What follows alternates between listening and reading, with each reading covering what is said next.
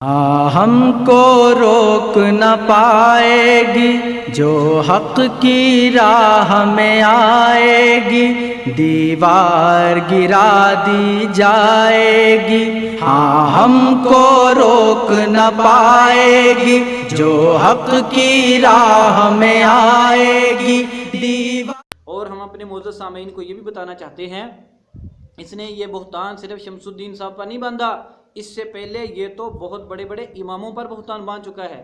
مثال کے طور پر اس نے سیدنا معاویہ رضی اللہ تعالیٰ عنہ پر امام حسن رضی اللہ تعالیٰ عنہ کو زہر دینے کا الزام لگایا۔ اس نے جب وہ بیان کیا تھا، اس بیان کے نیچے شیعہ نے حضرت معاویہ کو بہت گالیاں دی تھیں، اور اسی بیان کی گالیوں کی وجہ سے انجینئر ارشد محمود صاحب، جن کا چینل بھی ہے، وہ انجینئر مرزا کو چھوڑ گئے تھے۔ حالانکہ وہ اس کی مجلس میں بھی گئے تھے، اس سے جا کر انہیں سوالات جوابات بھی کیے تھے۔ ان سے پوچھا کہ آپ نے کیوں چھوڑا؟ انہوں نے کہا اس وجہ سے کہ میں ان کو منع بھی کیا تھا کہ کیا وجہ ہے کہ آپ کے بیانوں کے نیچے لوگ صحابہ کو گالیاں دیتے ہیں، آپ کوئی تو ایسی بات کرتے ہیں۔ اس نے حضرت معاویہ پہ بہتان باندھا، شیعوں سے گالیاں دلوائیں۔ اس ذلیل بندے نے امام ابو یوسف رحمۃ اللہ علیہ پر بہتان باندھا، جس پر میں نے ایک پورا بیان کیا تھا۔ اس نے کہا کہ امام ابو یوسف رحمۃ اللہ علیہ نے حضرت امام مالک رحمۃ اللہ علیہ کو کوڑے لگوائے، حالانکہ یہ بات بالکل جھوٹی تھی، آج تک اس نے اس سے رجوع نہیں کیا۔ اس نے امام بخاری رحمۃ اللہ علیہ پر بہتان باندھا، اس پر بھی ہمارا بیان موجود ہے کہ امام بخاری رحمۃ اللہ علیہ نے امام جعفر صادق کو ضعیف قرار دیا ہے۔ اس بیان کو لے کر شیعہ نے امام بخاری کو وہ گالیاں دی اللہ کی پناہ، اور پھر اس نے امام مسلم پر جھوٹ باندھا۔ امام مسلم نے کہا کہ فضائل کے اندر ضعیف کا کوئی اعتبار نہیں کیا جائے گا۔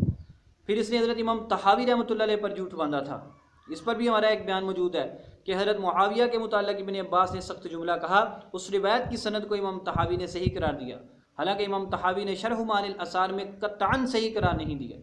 یہ چند حوالہ جات ہیں، امام ابو یوسف، امام بخاری، امام مسلم، امام طحاوی، سیدنا معاویہ رضی اللہ تعالیٰ عنہ، اور پتہ نہیں کتنے لوگوں پر اس نے بہتان باندھے ہیں، اور آج تک اس نے کسی سے رجوع نہیں کیا۔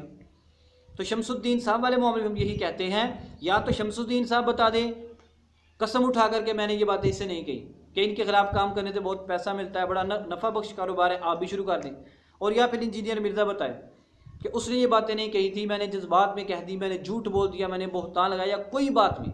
یہ جو اس کو اپنے پاس بیٹھ کر دھوکہ فراڈ کر رہا ہے نا، پچھلا بیان کر دیا، اس کو گالیاں نکلوا دی، اور اب اپنی صفائیاں دے رہے ہو پھر اس بندے کو استعمال کر کے۔ تم یہ بتاؤ کہ تم نے یہ باتیں کی کہ نہیں کی؟ یہ جو باتیں ہیں، اگر تو شمس الدین نے کیا تو وہ غلط بندہ ہے، اگر اس نے نہیں کی، تم نے بہتان باندھا، تو سارا الزام تمہارے اوپر ہے۔